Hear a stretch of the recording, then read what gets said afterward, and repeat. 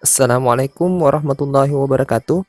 Salam sejahtera bagi kita semua. Salam Om Swastiastu, Namo Buddhaya, dan salam kebajikan.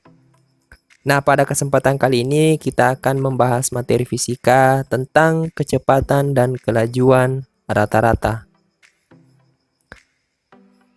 Nah, sebelumnya itu saya mengucapkan terima kasih kepada sahabat karena berkenan untuk menonton video yang kami bagikan hanya di channel Guru Kutu.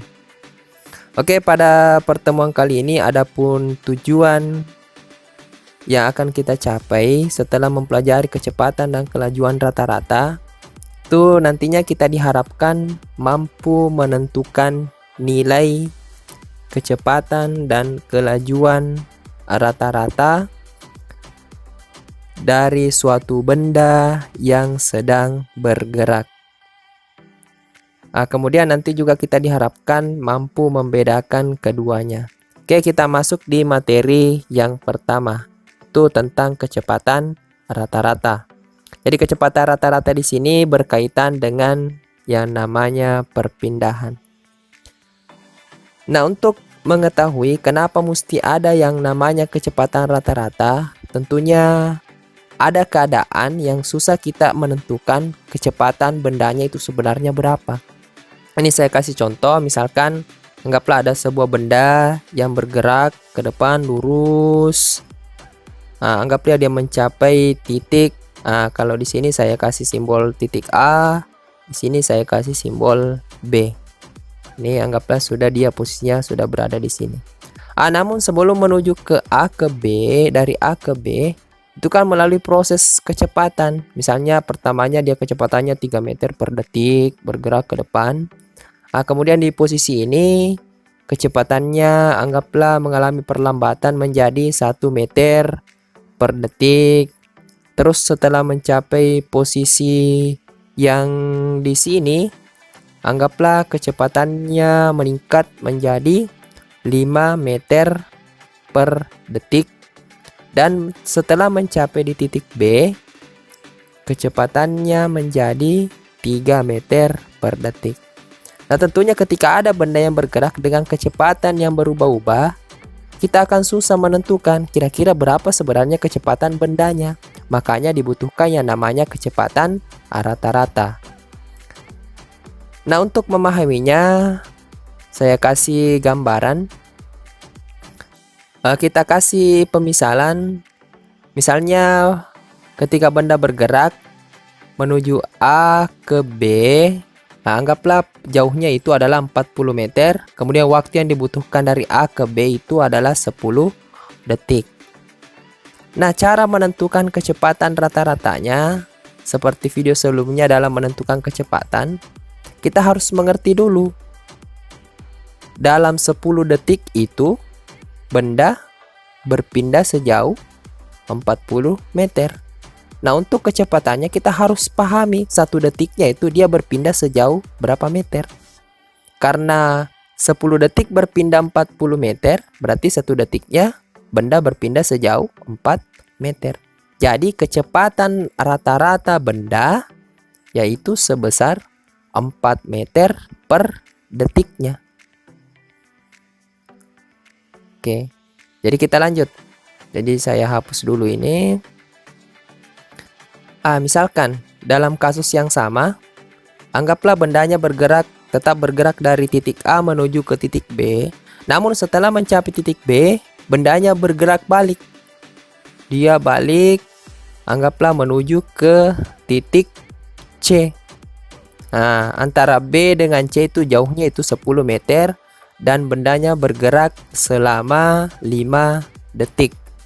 Nah, dari sini, kasus ini kita bisa menentukan kira-kira berapa sebenarnya kecepatan rata-ratanya. Namun harus dipahami bahwa kecepatan berkaitan dengan yang namanya perpindahan. Jadi sebelumnya kita harus tentukan dulu benda ini berpindah sejauh berapa meter. Karena posisi A adalah posisi awal, C adalah posisi akhir, berarti benda berpindah sejauh 30 meter. Kemudian kita juga harus tahu kira-kira waktu yang dibutuhkan berapa lama untuk berpindah dari A ke C. Karena A ke B 10 detik, kemudian B ke C adalah 5 detik, berarti waktu yang dibutuhkan totalnya adalah 15 detik. Nah, artinya di sini dalam 15 detik, jadi dalam 15 detik, bendanya berpindah sejauh 30 meter. Nah, untuk menentukan kecepatan rata-ratanya juga kita harus memahami bahwa 1 detiknya itu bendanya berpindah sejauh berapa meter. Nah, 1 detiknya bendanya berpindah sejauh 2 meter. Jadi, kecepatan rata-ratanya adalah 2 meter per detik. Jadi, intinya harus kita tentukan kira-kira 1 detiknya itu berapa meter dia berpindah untuk menentukan kecepatan rata-ratanya. Oke, saya hapus dulu ini. Nah, kita lanjutkan lagi ke pembahasan yang kedua. Nah, kita masuk ke kelajuan. Nah, kelajuan di sini kemarin sudah saya jelaskan di video sebelumnya bahwa kecepatan dan kelajuan memiliki perbedaan, bahwa kecepatan dihubungkan dengan perpindahan sedangkan kelajuan dihubungkan dengan yang namanya jarak. Nah, ini kita ambil kasus yang sama dari posisi A ke B bendanya kemudian berpindah lagi ke C. Nah, jadi kelajuan rata-rata sendiri itu memiliki arti bahwa kelajuan rata-rata merupakan jarak rata-rata yang ditempuh tiap detiknya. Bisa sekon, bisa jam, tergantung dari satuan waktu yang ditentukan. Anggaplah misalkan kita tentukan kelajuan rata-rata dari kasus di atas. Nah, kita harus tentukan dulu jarak yang ditempuh berapa. Jaraknya dari A ke B, kemudian B ke C itu totalnya berapa jaraknya? Totalnya adalah 50 meter. Karena A ke B 40 meter, ditambah B ke C 10 meter, jadi totalnya 50 meter. Nah, setelah menentukan jaraknya, kita juga harus menentukan waktunya. Berapa lama dia bergerak untuk mencapai di titik C. Jadi dari A ke B kemudian menuju ke C itu total waktunya adalah 15 detik. 15 detik di sini diperoleh dari A ke B itu membutuhkan waktu 10 detik ditambah B ke C itu membutuhkan waktu 5 detik. Jadi totalnya 15 detik. Nah, kemudian kita akan menentukan kelajuan rata-ratanya, namun sebelumnya kita harus mengerti makna dari 15 detik dan 50 meter itu. Nah, maksudnya di sini dalam 15 detik jarak yang ditempuh adalah 50 meter. Jadi untuk menentukan kelajuannya kita harus tahu 1 detiknya itu berapa jarak yang ditempuh oleh benda.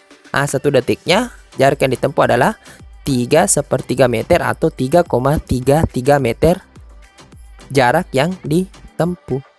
Nah, jadi dari sini kita bisa tentukan bahwa kelajuan rata-rata benda itu sebesar 3,3 meter per detiknya.